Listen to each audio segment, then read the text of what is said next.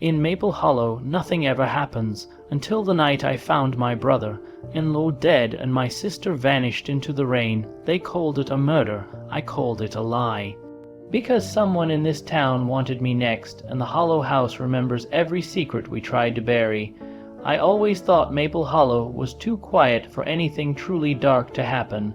The kind of town where gossip moved faster than the wind, but real danger was something that belonged to the cities, not here, not among the white fences and maple trees that painted the roads crimson every fall.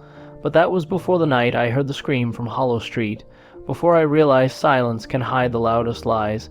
That evening, rain had been tapping on the tin roof of my porch. Like impatient fingers, I'd been sitting with a mug of lukewarm coffee, staring at the fog that curled around the lampposts. My phone buzzed once. An unknown number. I almost ignored it. Then curiosity won. Jeevan. A man's voice, low, trembling. "You need to come." "It's about your sister." For a moment, I thought it was a prank. My sister, Mala, had moved back to Maple Hollow only 2 months ago after years in Chicago. We hadn't spoken much. There was history there, thick with things we never said, but something in that voice froze me. I grabbed my keys and ran out, not even locking the door. The rain had turned heavy, blurring the streets into ribbons of silver. By the time I reached Marla's house, an old wooden home that everyone in town called the Hollow House, the lights were out. Only the porch light flickered weakly, casting shadows on the wet steps. I shouted her name. No answer. The door was unlocked. Inside smelled of damp wood and burnt candles. A radio hummed faintly in the living room, static mixing with the storm outside. My shoes squeaked on the floor as I called again. Mala. Then I saw it. A streak of red near the kitchen doorway. At first I thought it was wine. It wasn't. The body lay near the back door, half in shadow. My knees nearly gave out. It took me a few seconds to realize it wasn't Marla. It was Adam, her husband. There was so much blood it looked unreal. Like a scene from some bad crime show. His eyes were open, staring at nothing. The rain outside grew louder, almost as if it wanted to drown the silence. My first instinct was to call 911. But before I could, I heard footsteps, soft, hesitant. I turned, and there she was. Marla stood in the hallway. Her nightgown soaked, her face pale as milk. Her eyes met mine, wide and hollow. It wasn't supposed to happen, she whispered. I stared at her, my hands shaking so badly I dropped my phone. Marla. What did you do? She didn't answer. Instead, she backed away, slowly like someone half-dreaming, and disappeared into the back room. The police came 20 minutes later. They found Adam's body. They found Marla's fingerprints on the knife, and they found me, still sitting on the floor beside him, my hands covered in his blood because I had tried to feel for a pulse. By morning, the story had already spread through Maple Hollow. Marla Dawson killed her husband in a fit of rage, but the truth wasn't that simple. Because when I looked into Marla's eyes that night, I didn't see guilt. I saw fear, and fear, I've learned, always means there's someone else hiding in the dark. The town woke up different the next morning. Maple Hollow's air had always carried the smell of pine and fresh bread from O'Malley's bakery, but that day it smelled of rain and fear. The murder had changed everything. You could feel it in the way people spoke softer, the way curtains moved when I passed by.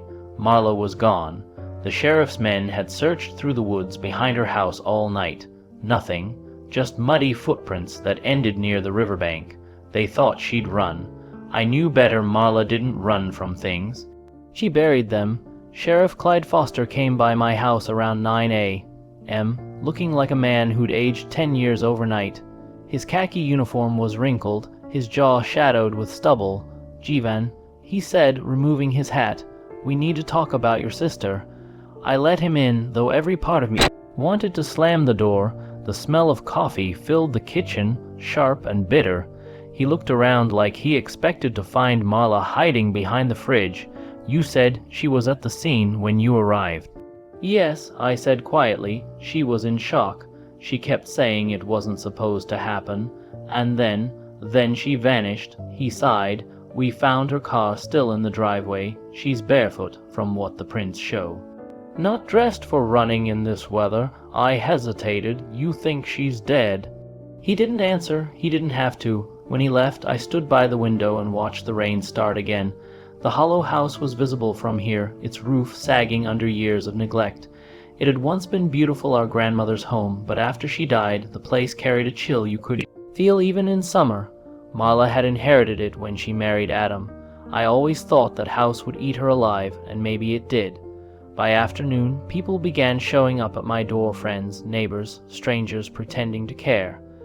They wanted details, whispers, anything to feed the hunger that comes after tragedy, but all I could think about was Adam, his eyes open, the way his body had fallen, almost as if he'd been surprised. There was something about that scene that didn't add up. That evening, I went back to the hollow house. The police tape fluttered in the wind, yellow against the gray sky. I ducked under it, my boots crunching on wet gravel. Inside, the air was thick with the smell of bleach. They'd cleaned the blood, but not the memories. The clock on the wall had stopped at 9:46 p.m. Maybe the moment Adam died. I walked through the kitchen, replaying everything in my head. That's when I noticed something strange. The back door, it had been repaired, new hinges, fresh wood around the frame. Someone had fixed it recently, but Adam was never the handyman type. He was a lawyer, precise, distant, always clean. Marla once told me he hated getting dirt on his hands. I moved closer. There were faint scratch marks near the handle, as if someone had tried to force it open. Maybe that's how the killer got in. Maybe Adam wasn't alone when he died. My phone buzzed again. No number, just like last night. I answered. Hello. Static. Then a voice, barely audible. You shouldn't have gone back there, Jeevan. I froze. Who is this? The line went dead. For a long minute, I just stood there, listening to my own heartbeat. Then I saw movement outside the window, a shadow slipping behind the maple tree near the fence. By the time I ran out, there was no one. That night, I barely slept. Memories of Marla and me as children kept floating up, two girls sharing secrets under the old oak tree, promising to never let the world change us. But life had changed us anyway. Marla had become distant, secretive, and after she met Adam, she stopped calling altogether. I'd assumed it was marriage.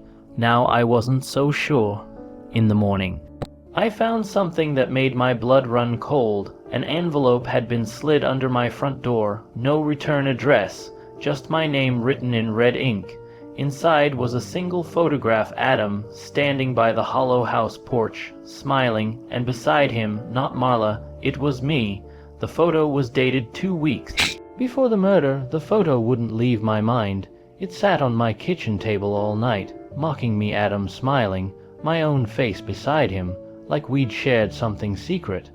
But I couldn't remember that moment. I never posed for that picture. Maybe it was edited, or maybe my memory was lying to me. By sunrise, I decided I needed answers, not from the sheriff, not from rumors, but from the house itself.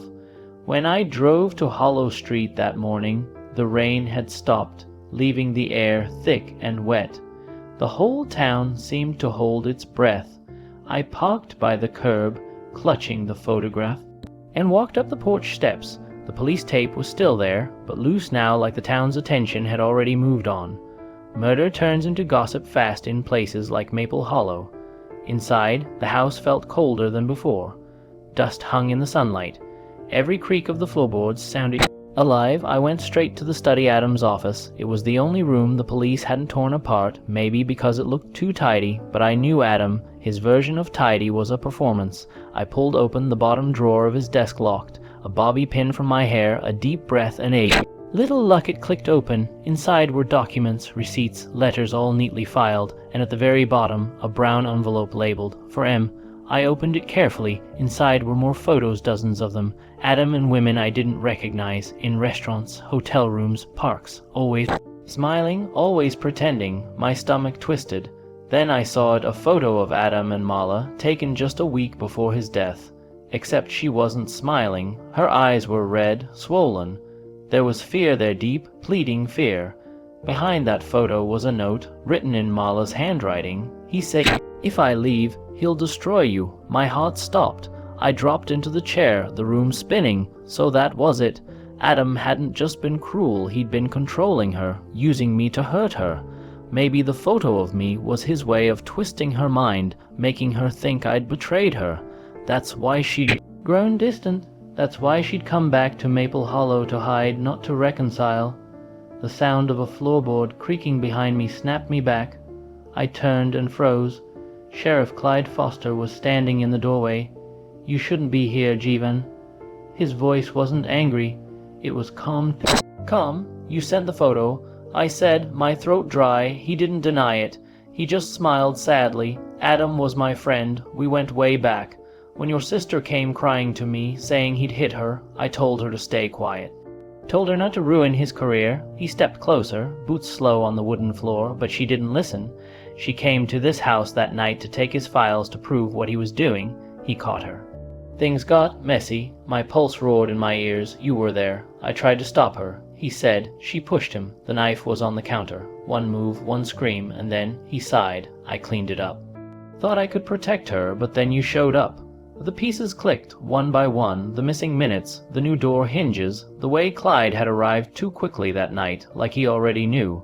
He looked at me, eyes soft but cold underneath. "You should have left it alone, Jeevan. Maple Hollow doesn't need heroes. It needs quiet." He reached for the gun at his belt. Instinct took over. I grabbed the nearest thing, the camera on Adam's desk, and hurled it at him. It struck his shoulder just as I bolted for the hallway. He fired once the bullet splintered the doorframe beside my head. I ran into the kitchen, slipping on the wet tiles, the back door locked from outside, of course. I turned to see Clyde's shadow approaching. "You think people care about the truth," he said. "They'll believe whatever I tell them? That you came back to finish what your sister started?" I looked at him, really looked. A man rotted from the inside by loyalty to another monster. "You underestimated her," I said, "and me." I reached for my phone in my pocket. The record button had been running since I'd entered the house.